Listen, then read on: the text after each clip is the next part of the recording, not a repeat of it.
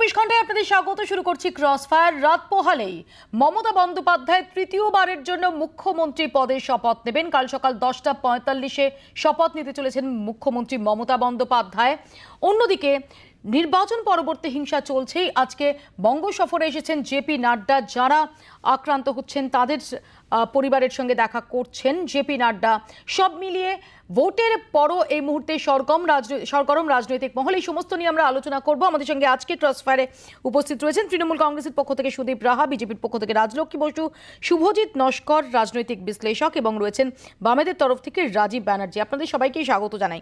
আমি প্রথমে সুদীপ রাহার কাছে আসি। সুদীপ, নিঃসন্দেহে এটা তো খুবই একটা স্বস্তির এবং খুশির কথা তোমাদের জন্য যে তোমরা তৃতীয়বারের জন্য ক্ষমতায় আসছো, সেটাও এরকম বিপুল মেজরিটি নিয়ে, এবং এত চ্যালেঞ্জেস ছিল সেটা কাটিয়ে। কিন্তু এখন যখন খুশিটা, উচ্ছ্বাসটা, সেটাকে ফাইনালি সেটা একটু থিতু হওয়ার পর, যখন তৃতীয় তৃণমূল সরকার, মুখ্যমন্ত্রী তৃতীয়বারের জন্য আগামীকাল শপথ নেবেন, তৃতীয় তৃণমূল সরকারের দায়িত্ব তো আরও অনেকটা বাড়ে।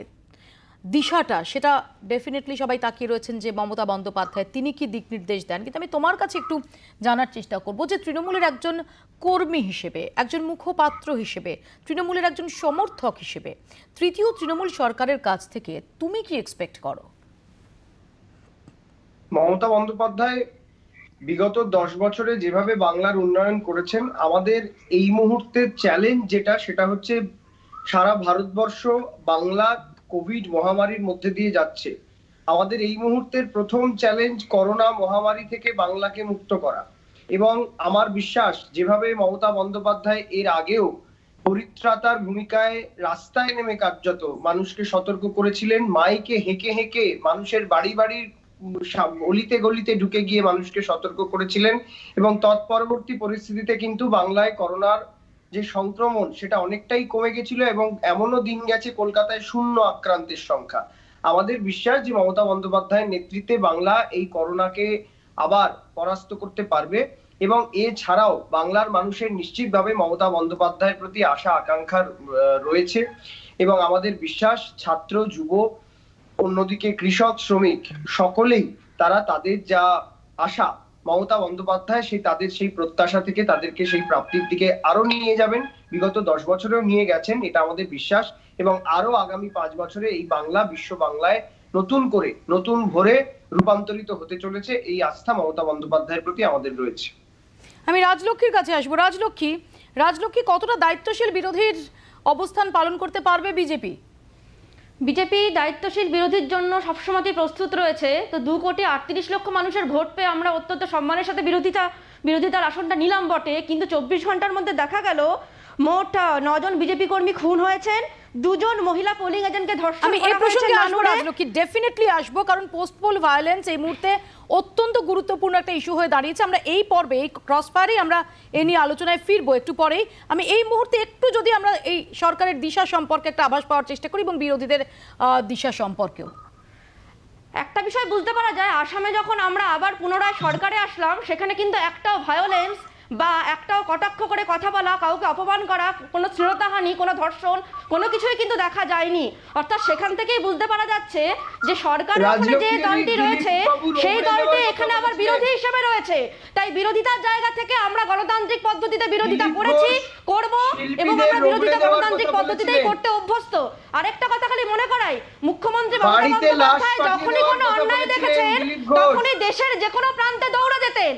তো আজকে যখন 9 জনের উপর বিজেপি কর্মী খুন, যখন 60,000-এর উপর বিজেপি কর্মীকে ঘর ছাড়া হতে হচ্ছে, তখন তো ওনার কোনো মন্তব্য শুনতে পেলাম না।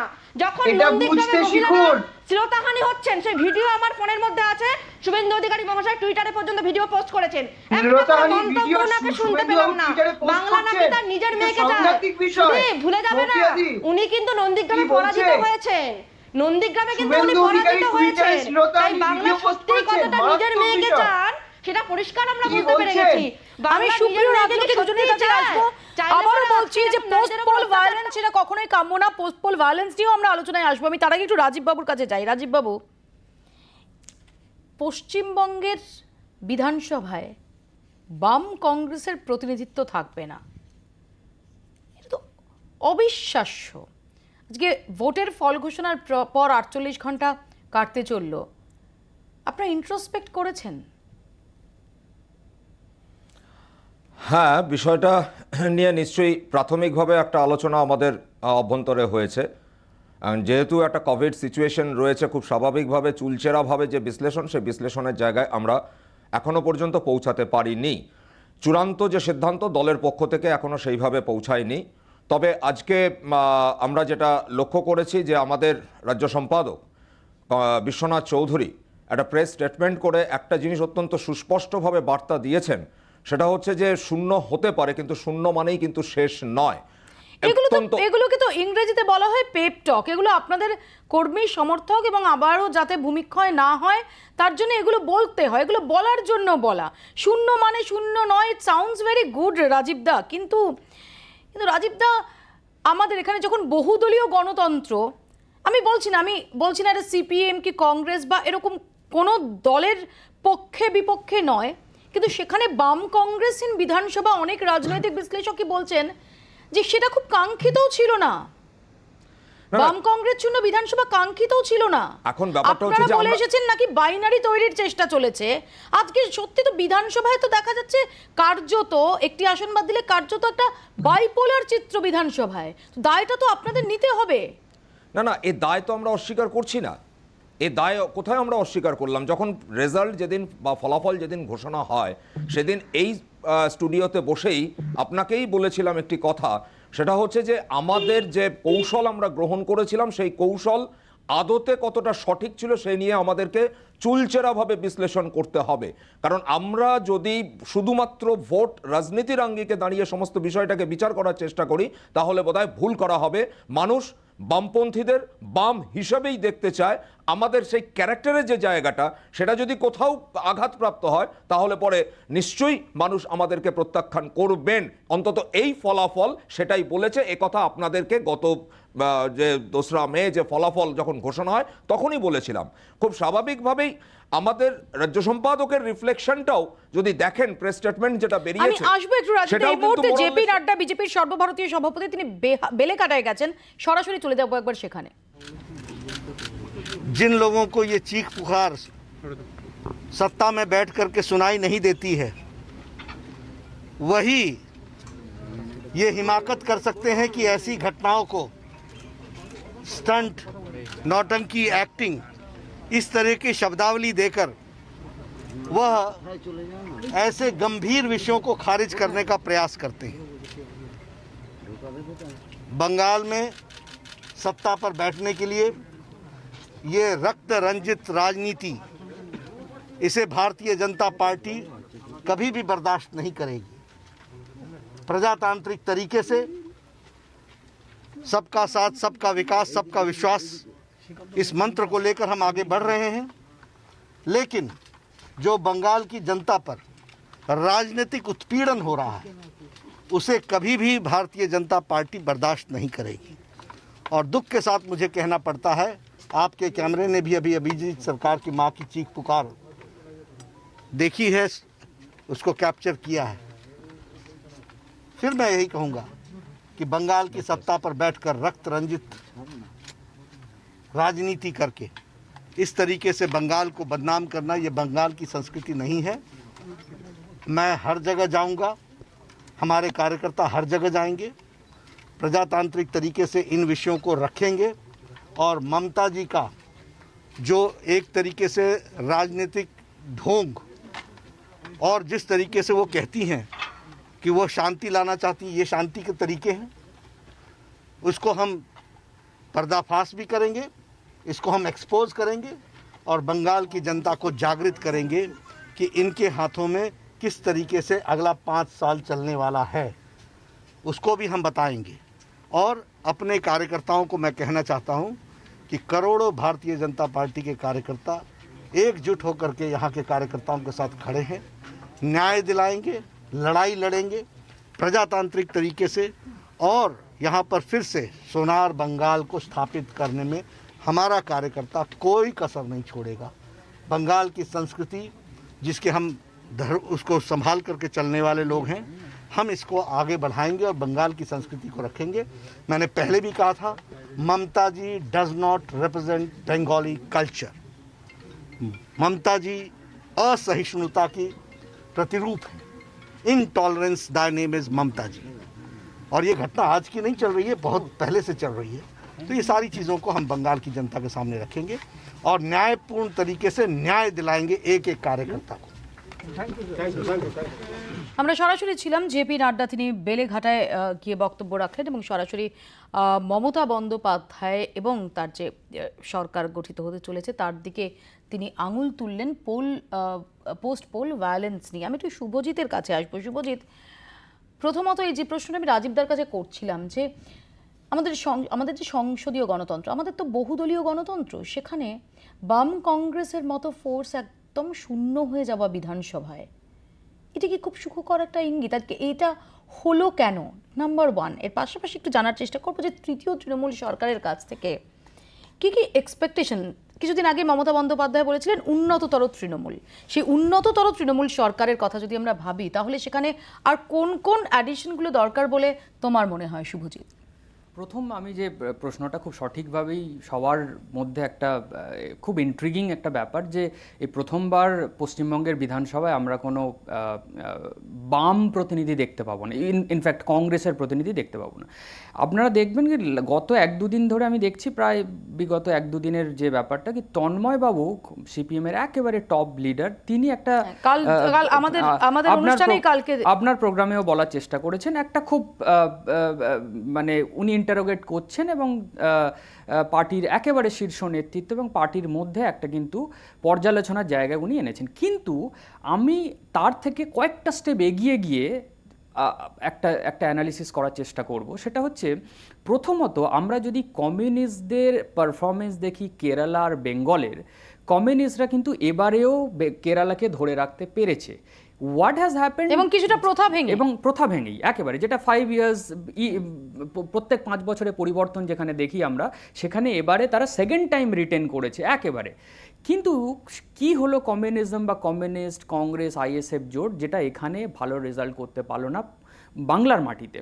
আমি তন্ময় বাবুর কথাগুলোকে একেবারে মাথায় রেখে আরও কয়েক ধাপ এগিয়ে গিয়ে বলার চেষ্টা করব যে এই পার্টিতে এবারে যে ধরনের ক্যান্ডিডেট চয়ন করা হয়েছে, যে ধরনের অপটিক্স নিয়ে কাজ করার চেষ্টা করা হয়েছে, দ্যাট ইজ টু লেট। এই যে ঐশী ঘোষ বা দীপশিতাদেরকে আনা, সৃজনদের আনা, মীনাক্ষীদের তুলে আনা, আমি বলবো পুরো যে পার্টির, আপনি দেখবেন আজকের একদিকে আপনি মমতা বন্দ্যোপাধ্যায়কে রাখুন, যিনি একেবারে হাইলি সাকসেসফুল এই ইলেকশনে, 200-র বেশি সিট নিয়ে তারা এসছে। এটা কিন্তু একটা মহিলা মুখ, এবং মহিলা মুখটা কিন্তু এবার ভীষণভাবে ফ্যাক্টর করেছে। কিন্তু আপনি যদি লেফট বা কংগ্রেসের ওয়েস্ট বেঙ্গলের দিকে দেখেন, এখানে কিন্তু একটা মেল ডমিনেটেড পার্টি স্ট্রাকচার। এই পার্টিতে উইমেনরা, একেবারে আমি টপ লিডারশিপের কথা বলছি, টপ টিয়ারের লিডারশিপের কথা বলছি, সেখানে কিন্তু খুব বেশি প্রমিনেন্ট উইমেন ফেস, মহিলা মুখ আপনি পাবেন না, which is a big negative point. আমি আসবো শুভজিৎ এর প্রসঙ্গে আলোচনায়। ছোট্ট একটা বিরতি, তার আগে আমাকে নিতে হবে। বিরতির পর ফিরে আসছি, দেখতে থাকুন ক্রস ফায়ার।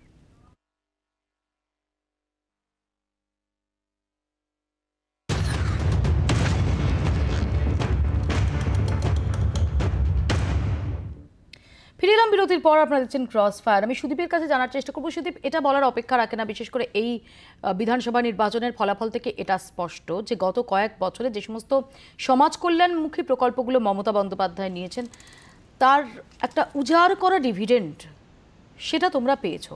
সেটা কন্যাশ্রী হোক, সেটা সবুজ সাথী সাইকেল হোক, সেটা স্বাস্থ্যসাথী হোক, সেটা সম্প্রতি দুয়ারে সরকার হোক, একের পর এক প্রকল্পের।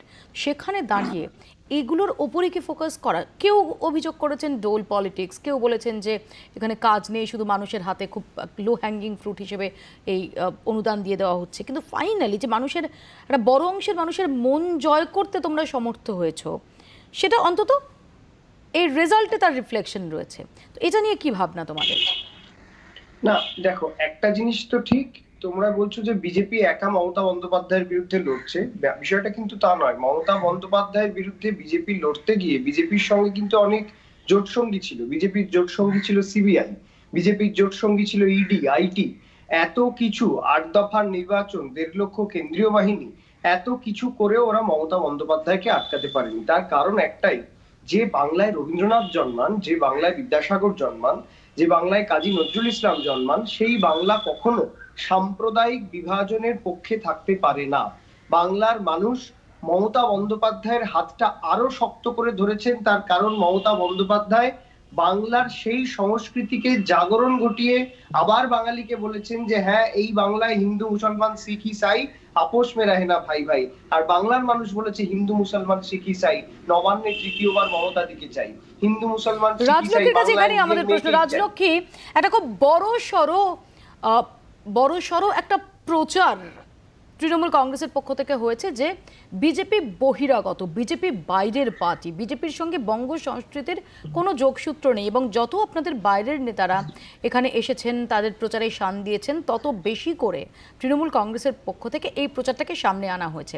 কোথাও গিয়ে কি মনে হচ্ছে যে বিজেপির এই বহিরাগত পার্টি তকমাটা সেটা সরাতে পারলো না? মৌপিয়াদি, আমার মনে হয় এটাকে প্রচার নয়, এটাকে তৃণমূলের অপপ্রচার বলে। অর্থাৎ মানুষকে বিভ্রান্ত করার যে কৌশল, সেটা সত্যি সত্যি ওরা বড়ই সুন্দর জানে। এ নিয়ে কোনো সংশয় নেই, বিজেপির কথা বলাটা না, এটা নিয়ে কোনো সংশয় নেই যে ওরা খুব সুন্দর করে মিথ্যাটাকে পরিবেশন করতে পারে, যেটাকে গোয়েবেলের থিওরি বলে না, যে একই মিথ্যে কথা বারবার কানের গোড়ায় যদি বলতেই থাকি, তখন মানুষ কিছু একটা মুহূর্তে গিয়ে সেটাকে সত্য হয়তো মেনে নিতে হয়তো চায় বা মেনে নিতে হয়তো বাধ্য হয়। সেই বাধ্য করার রাজনীতিটা ওরা বিভিন্ন ক্ষেত্রে করেছে। সেই বাধ্য করার রাজনীতি বিভিন্ন ক্ষেত্রে গ্রামে গঞ্জে গিয়ে আরো বিভিন্নভাবে বাধ্য করা, আরো বিভিন্নভাবে বাধ্য করিয়েছে যাতে তারা প্রকাশ্যে বিজেপিটা করতে না পারে। আর আজকে এই মহিলা নিয়ে কথা হচ্ছিল যে এনসিআরবি যেটাই দেখা যাচ্ছে যে ধর্ষণে পশ্চিমবঙ্গ প্রথম, ধর্ষণের চেষ্টায় পশ্চিমবঙ্গ প্রথম, হাজতে ধর্ষণে পশ্চিমবঙ্গ প্রথম। আমি জানি না তারা কি মহিলা সুরক্ষা দিতে পারছে, এবং এনসিআরবি ডেটা কিন্তু রাজ্য সরকারের দেওয়া ভিত্তিতেই হয়। এটা একটা বিষয়। আরেকটা বিষয়, 38 জন মহিলা ক্যান্ডিডেট ছিল। আরে একটু সহিষ্ণুতা বাড়াও, একটু সহিষ্ণুতা বাড়াও। তোমরা না সরকারে আছো, যা চলছে বাইরে কাণ্ড, তারই মিনিয়েচার ফর্ম এখন এখানে করে ফেলো না কেন? তারই মিনিয়েচার ফর্ম করে ফেলো না কেন? মানুষ তাহলে পরে বুঝতে পারছে যে এই পার্টি অফিসগুলো কারা ভাঙছে, কারা আগুন লাগাচ্ছে, কারা ধর্ষণ করছে, কারা শ্লীলতাহানি করছে, এবং বিজেপি করার অপরাধে কারা বারবার আক্রান্ত করছে। আজকে এই কথা বলার টিউনিংয়ে বারবার করে কথার মধ্যে কথা বলাটাতে বুঝতে পারছে যে বারবার আক্রমণ চলছে না। আমি এই প্রসঙ্গে আলোচনায় ফিরবো, যেহেতু বারবারই ঘুরে ফিরে পোস্ট পোল ভায়োলেন্সের প্রসঙ্গ আসছে। ছোট্ট একটা বিরতি নেব। সুদীপ এবং রাজলক্ষ্মী দুজনের বক্তব্যে উঠে এলো ভোট পরবর্তী হিংসার প্রসঙ্গ। পশ্চিমবঙ্গের এই ভোট পরবর্তী হিংসা নিয়ে উদ্বেগ প্রকাশ করেছেন প্রধানমন্ত্রী নরেন্দ্র মোদী। ফোন করেছেন রাজ্যপাল জগদীপ ধনখড়কে। জল গড়ালো সুপ্রিম কোর্টেও। রাজ্যের রাজনৈতিক হিংসায় সিবিআই তদন্ত চেয়ে সুপ্রিম কোর্টে মামলা করলেন বিজেপির নেতা। রাজনৈতিক হিংসায় এখন রাজনীতির জালে আটকে।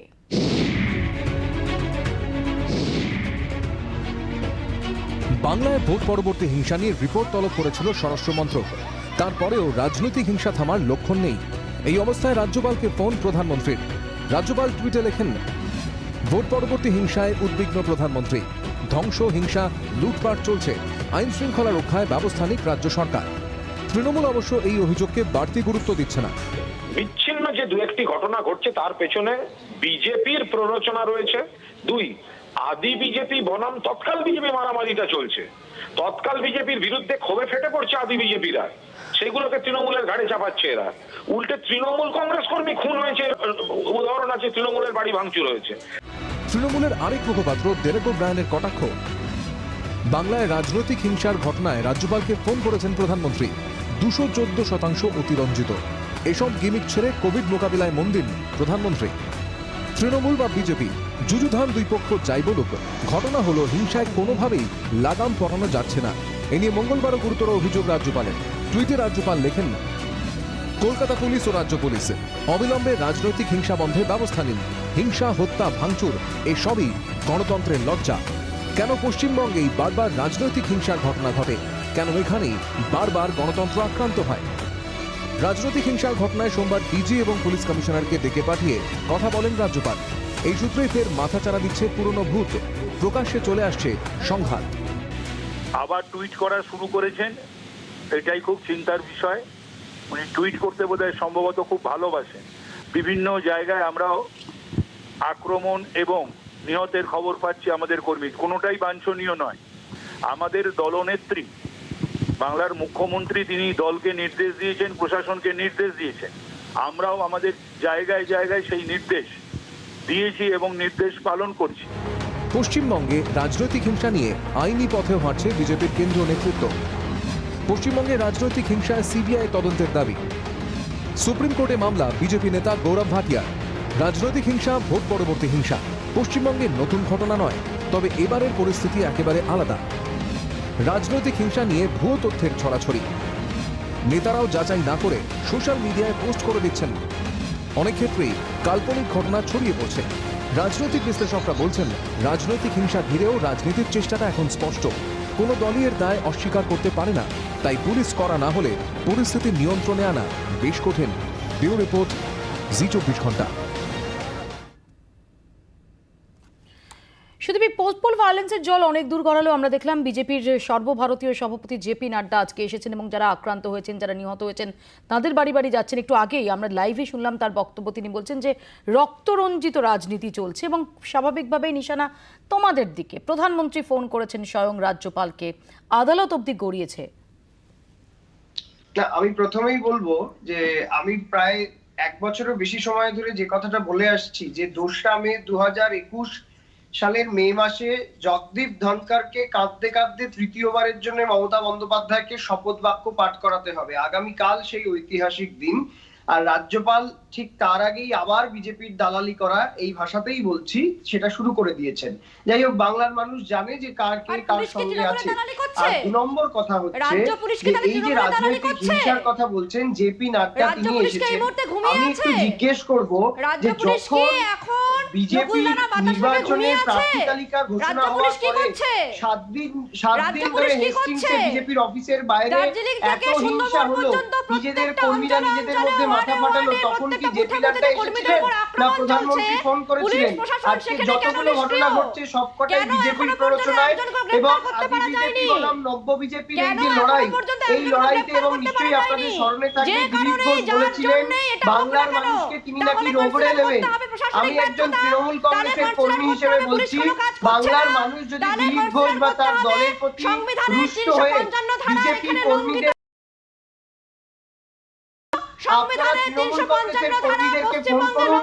তৃণমূল কংগ্রেসের কর্মীরা দিলীপ ঘোষ এবং বিজেপি নেতাদের করিডোর করে বাড়িতে পৌঁছে দেওয়ার ব্যবস্থা করবে। তার কারণ বাংলা অশান্ত হোক, এটা তৃণমূল কংগ্রেস মমতা বন্দ্যোপাধ্যায় আমরা কেউই চাই না। এবং সাধারণ মানুষকে আমি করজোরে আহ্বান করব যে আপনারা বাংলার মাটিতে মমতা বন্দ্যোপাধ্যায়কে তৃতীয়বার নবান্নে পৌঁছে দিয়েছেন, আপনারা শান্তি শৃঙ্খলা বজায় রাখুন। আসবো আমি সুদীপ তোমার কাছে আসবো। সুদীপ, রাজলক্ষ্মীর কাছে প্রশ্ন। একটু আগে যেমন দেখছিলাম কুণাল ঘোষ যেটা বলছেন যে আসলে আদি বিজেপি এবং নব্য বিজেপির মধ্যে সংঘাত হচ্ছে, কারণ আদি বিজেপিরা তারা নব্য বিজেপির ওপর যে পুঞ্জীভূত ক্ষোভ ছিল এই হারের পর সেটা উগরে দিচ্ছেন।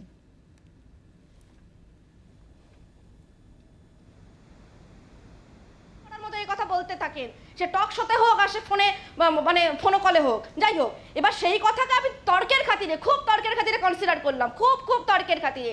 তাহলে আবারও জিজ্ঞাসা করছি, আবারও তাহলে পরে বলছি, পুলিশ প্রশাসনটা কার? পুলিশ তাহলে পরে কি করছে? নব্য বিজেপি বনাম আদি বিজেপি, যেটা উনার পেটোয়া কথা, তাহলে তাদেরকে তারা ধরতে পারছে না কেন? আর যে সিসিটিভি ফুটেজটা ধরা পড়েছে, যেখানে কাকুরগাছিতে বেলেঘাটাতে আমাদের কর্মীকে অভিজিৎ সরকারকে বাড়ি থেকে টেনে হিটটা নিয়ে গিয়ে কুপিয়ে খুন করা হলো, সেখানে তো তৃণমূল সমর্থকদেরই নাম এসেছে, তৃণমূল সমর্থকদেরই সিসিটিভিতে দেখা যাচ্ছে। বারবার যত হত্যা হচ্ছে, কেন পুলিশ গ্রেফতার করতে পারে না? কেন পুলিশ কোনো ক্রেডেনশিয়াল এক্সপ্লেনেশন দিতে পারে না? রাজ্যে কেন ল অ্যান্ড অর্ডার নেই?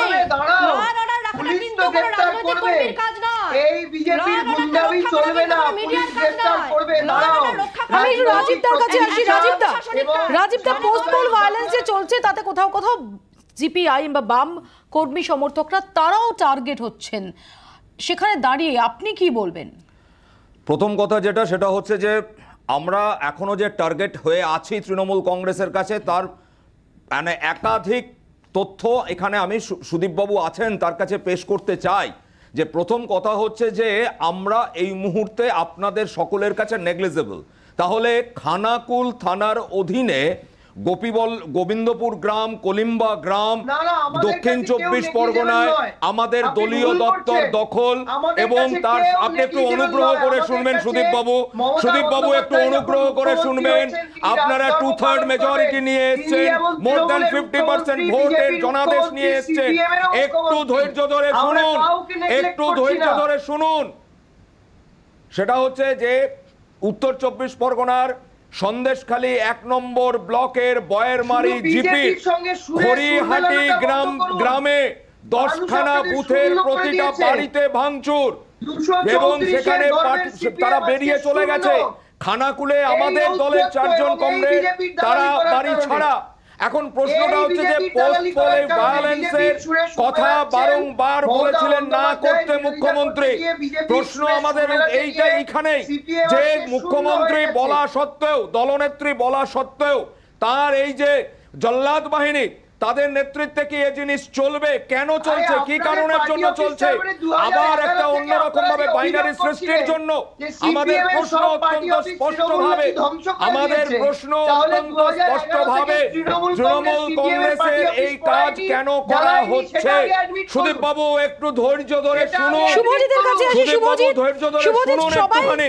আমি সবাই মৌকে আমি অভিযোগ একটি করছেন, কথা শুভজিৎ, মৌকে আমি যে একটি পোস্ট কথা পোল ভায়োলেন্স হচ্ছে, তৃণমূল কংগ্রেস বলছে তারা টার্গেট হচ্ছেন, বিজেপি আমি- স্বাভাবিকভাবে, কারণ যেভাবে আমরা দেখছি যে বেশ কয়েকজন বিজেপি কর্মী তারা নিহত হয়েছেন, তৃণমূল কর্মী তারা নিহত হয়েছেন, নিশানায় বামেরাও।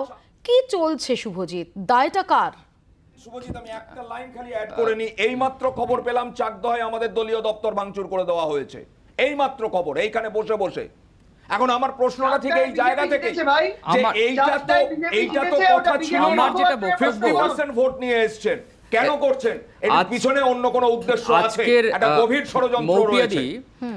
পোস্ট পোল ভায়োলেন্সের যে একেবারে নজিরবিহীন ঘটনা আমাদের সামনে আসছে, এই আলোচনার জন্য আমাদেরকে একটু পিছিয়ে যেতে হবে যে কি স্টাইলে এবারে পুরো ক্যাম্পেইনটা হয়েছে, কি স্টাইলে এবারে পুরো ভোট পর্বটা চলেছে। যদি আপনি সেটার পর্যালোচনা করেন, আপনি দেখবেন হিংসার মানে সবচেয়ে কুরুচিকর ন্যারেটিভ, কুরুচিকর অপটিক্স দিয়ে এইবারের পুরো নির্বাচনটাকে একটা ধর্মের মানুষকে আরেকটি ধর্মের মানুষের সাথে লড়িয়ে দেওয়ার প্রবণতা, 70-30%-এর ন্যারেটিভ। তার সাথে সাথে বিভিন্ন যুযুধান দুই পক্ষের, বিশেষত টিএমসি এবং বিজেপির দুই পক্ষের যেভাবে একে অপরকে মানুষকে কেন্দ্র করে একেবারে যারা গ্রাসরুট লেভেলে রয়েছে তাদেরকে রীতিমতো যে উত্তক্ত করা, যে তো সেই তার একটা প্রতিফলন আমি মনে করি আজকে পোস্ট পোল ভায়োলেন্সে চলছে। হ্যাভিং সেড দিস, আমি একথাও বলবো যে আজকে কিন্তু in a way Mamata Bandyopadhyay আজকে মুখ্যমন্ত্রীর আসনে প্রায় হয়তো একটা অফিসিয়ালি ওথ টেকিং বাকি আছে, কিন্তু তা সত্ত্বেও মমতা বন্দ্যোপাধ্যায়ের মতো একজন আইকনিক যিনি লিডার ওয়েস্ট বেঙ্গলে, তার মতো ক্যারিসমা সেকেন্ড কারোর আর নেই।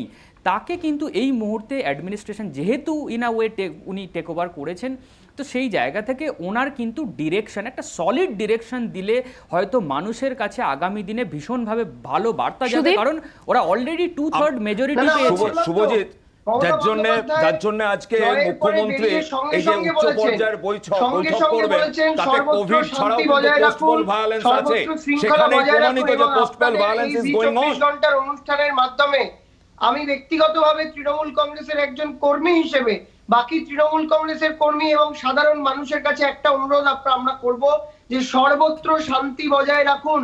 রাজনৈতিক লড়াইয়ের শেষে এই মুহূর্তে আমাদের কোভিডের বিরুদ্ধে লড়তে হবে, এবং এই সময় যদি রাজনৈতিক হিংসা হয়, এই সময় যদি রাজনৈতিক হিংসার এই বাতাবরণকে বিজেপি কাজে লাগিয়ে তারা কিন্তু সাম্প্রদায়িক হিংসায় পরিণত করবার রাজলক্ষ্মী রেসপন্ড করতে চায়। রাজলক্ষ্মী, সেই প্ররোচনায় পা দেবেন বিজেপি না। কাজে লাগিয়ে মানে বিজেপির কর্মীরা ঘর ছাড়া, বিজেপির কর্মীদের হত্যা করা হচ্ছে। একটু আগে মৌপিয়াদি তোমাদের স্ক্রিনে দেখলাম 101 বছরের এক মানে বৃদ্ধা ঠাম্মাকে পর্যন্ত ছাড়েনি। বিজেপির প্রতিনিধিকে এখানে দায়িত্ব নিতে হবে মানে ব্যাপারটা বুঝলাম না। আরে না না, বিজেপি যে ধরনের ভাষা প্রয়োগ করেছে এবারে নির্বাচনে, সেটা ভীষণভাবে ইন্টিমিডেটিং। কিন্তু আমি বিজেপি প্রতিনিধিকে জাস্ট পলিটিক্যাল অ্যানালিস্ট রিমাইন্ড করিয়ে দিতে চাইলাম। সরকারে কারা এসেছে? আমি আসবো এ প্রসঙ্গে আলোচনায় ফিরবো। একটা ছোট্ট বিরতি নেওয়ার সময় হচ্ছে, ফিরে আসছি বিরতির পর। দেখতে থাকুন ক্রস ফায়ার।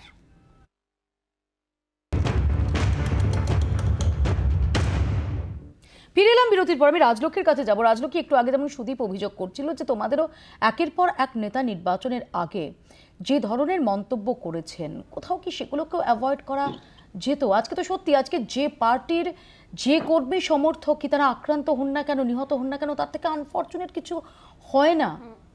একটা নির্বাচনের ফলাফল যে কোনো কিছু হতে পারে, তারপরের যে এই ভয়াবহতা, এটা যাতে না আসে সব রাজনৈতিক দলগুলোর, আমি শুধুমাত্র তোমাদের দল বলছি না, সব রাজনৈতিক দলগুলোরও কি আগে সেটা ভাবা উচিত না?